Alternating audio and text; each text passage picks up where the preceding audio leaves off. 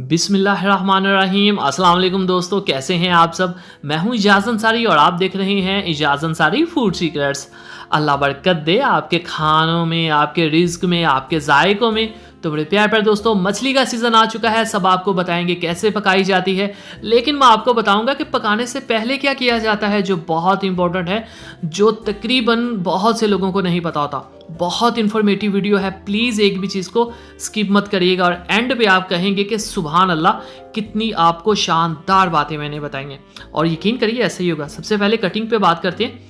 ये देखें, ये लंबाई में कटिंग है, एक इस तरह से लंबाई में होती है, एक दूसरी तरह से।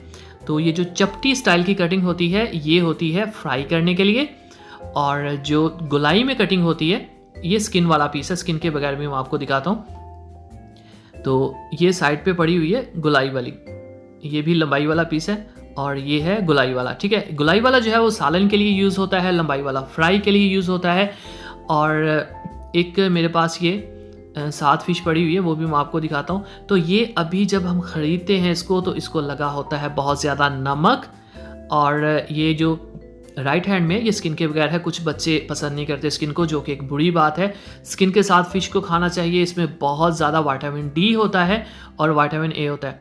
तो ये देखें, अगर आप स्किन उतरवाना चाहें तो आपके पास ऑप्शन होती है। अब अहम पॉइंट जो है वो ये है कि जब हम इसको ख़रीदते हैं तो इसको लगाया जाता है नमक।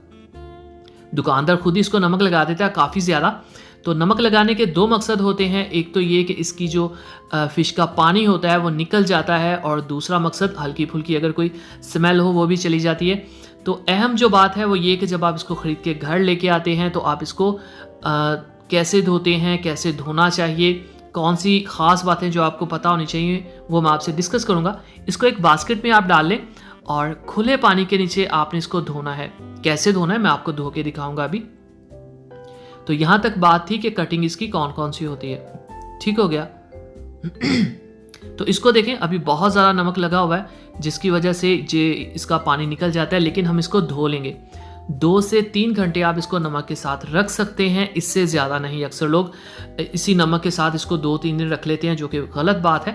इससे क्या होता है, नमक फिश के अंदर चला जाता है। जितना भी बाद में आप इसको धोएं वो नहीं निकलता और आपकी सारी रेसिपी ख़राब हो जाती है। 2 घंटे के अंदर अंदर, 3 घंटे के अंदर अंदर मैक्सिमम आपने इसको खुले पानी से, ठंडे पानी से अच्छी तरह से धो लेना है, और कहीं भी ब्लड या कोई चीज़ नहीं लगी होनी चाहिए।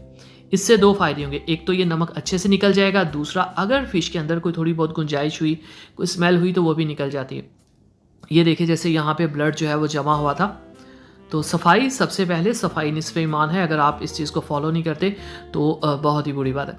अब नेक्स्ट बात ये कि हम जब रेस्टोरेंट से मछली खाते हैं, उसको हम तोड़ते हैं तो वो अंदर से बहुत ही ऑयली होती है, बहुत ही क्रिस्टल टाइप की होती है, शाइन होती है उसमें। लेकिन जब हम घर में फ़िश बनाते हैं, उसको तोड़ते हैं, तो अंदर से स्टीम निकलती है, अंदर से वो गीली गीली होती है, जैसे नमी हो। तो क्या ऐसा ट्रिक है जो वो लड़ाते हैं, क्या ऐसी टेक्निक है जो वो फॉलो करते हैं, यकीन करिए इतनी आसान बात कि आप सोच भी नहीं सकते। आपने जब इसके नमक को 2-3 घंटे बाद अच्छे से धो लिया है और इसका सारा नमक आपने उतार लिया है, उसके बाद आपने क्या करना है मैं आपको अभी बताता हूँ। पहले ये देखें, ये सफाई किस किस तरह से करनी होती है। ये लें जी, कहीं से कोई गुंजाइश नहीं रहनी चाहिए। अच्छा, याद आया, अगर आप चैनल पे नए हैं तो जनाब चैनल को ज़रूर सब्सक्राइब किया करें।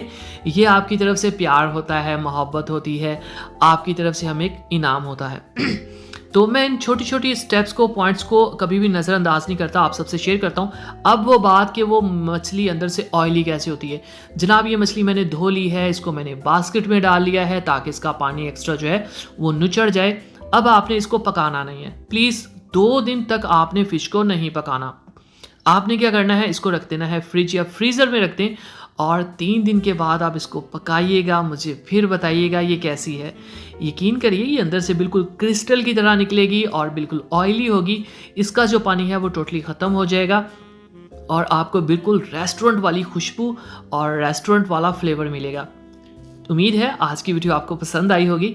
पसंद आई हो तो चैनल को सब्सक्राइब और वीडियो को लाइक ज़रूर कीजिएगा। एक प्यारा सा, खूबसूरत सा कमेंट कर दीजिए, और इंशाल्लाह I will try my best to answer your all questions. So इजाज़त दीजिए, अगली वीडियो तक अल्लाह हाफिज़।